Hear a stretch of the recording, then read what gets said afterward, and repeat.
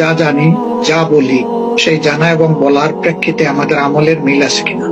আমার সত্য কথা বলা, সত্যবাদী হয়ে দৃঢ়ভাবে প্রতিষ্ঠিত থাকা, সকল পরিস্থিতিতে আল্লাহর উপর তাওয়াক্কুল করা এবং ধৈর্য ধারণ করা, লেনদেনের স্বচ্ছতা, সততা বজায় রাখা, বহাল রাখা, কোন ধরনের চাতুরীর আশ্রয় কারো সাথেই না নেওয়া, মানুষকে সম্মান করা, আল্লাহর হক এবং মানুষের হকের ব্যাপারে নিজেকে সচেতন করা, কোরআনকে জানা, আল্লাহর পরিচয়, আল্লাহর হক আমাদের উপর কি আছে, একইভাবে মাখলুক এবং বান্দার কি দায়িত্ব আছে এটা বুঝে নেওয়ার জন্য কোরআনকে গভীরভাবে জানা, পড়া, বোঝা, আল্লাহ রসুল সাল্লাল্লাহু আলাইহি ওয়াসাল্লামের সিরা বা হাদিসকে সেই একই কারণে অনুসরণ করা, বোঝা, মানা, জানা, এই ঘাটতিগুলো পূরণ করে আমরা সামনের দিকে আগাই।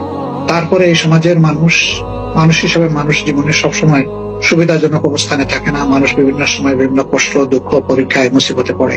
সেই কষ্ট, দুঃখ, মুসিবতের সময় সবার আগে আমরাই সাড়া দিতে পারি।